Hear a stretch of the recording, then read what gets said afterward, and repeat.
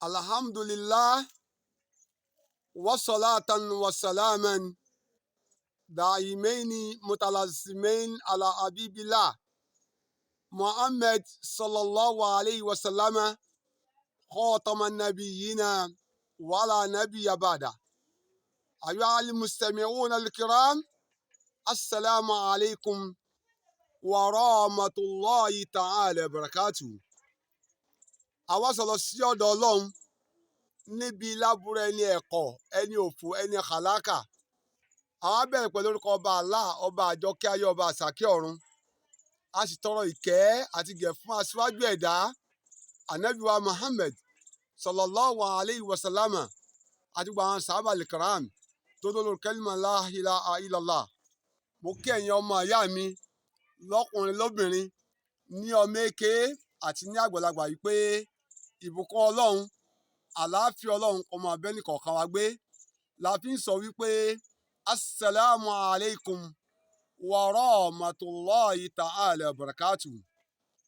Lẹ́yìn kíkí tí a kí ẹnìkọ̀ọ̀kan wa tán, ìbánisọ̀rọ̀ wa lónìí yóò dá lórí ìbọ̀wọ̀ fún àwọn òbí ẹni, tá ń pè ní obedience to our parents, tàbí ká pè ní respect to our parents.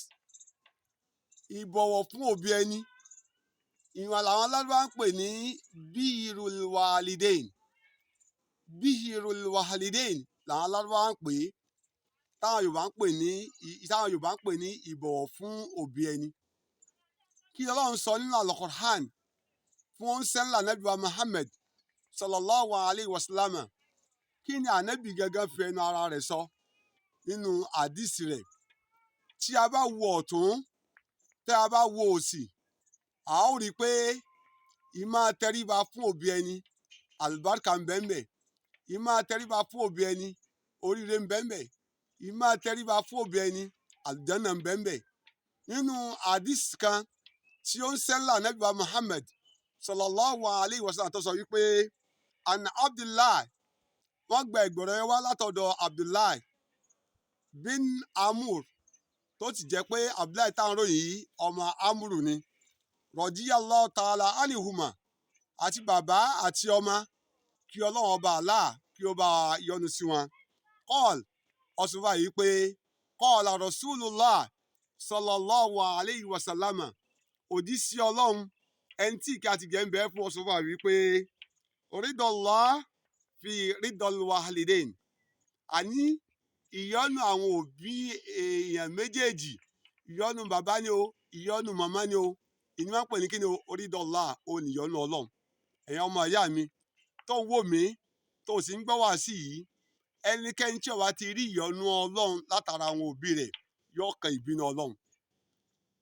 Ìgbà táwọn bá dí sí lọ, ọwọ́ ní wasaqtallah fi saqtil walidain, rí ìbínú àwọn òbí ẹni méjèèjì jàmáà, òun náà ni ìbínú Ọlọ́run. Ẹ̀yin ọmọ ìyá mi nínú Islam, ẹ jẹ́ káwa náà gbìyànjú láti máa bọ̀wọ̀ fún àwọn òbí ẹni. Táwọn òbí wa bá pè wá, ẹ jẹ́ á dá wọn lóhùn, ẹ má jẹ́ á ṣe sí wọn, ẹ má jẹ́ á tàka sí wọn, ẹ má jẹ́ á yínmú sí wọn, ẹ má jẹ́ á pòṣe wọn. Ká gbìyànjú bọ́lá bá ti fún alágbára.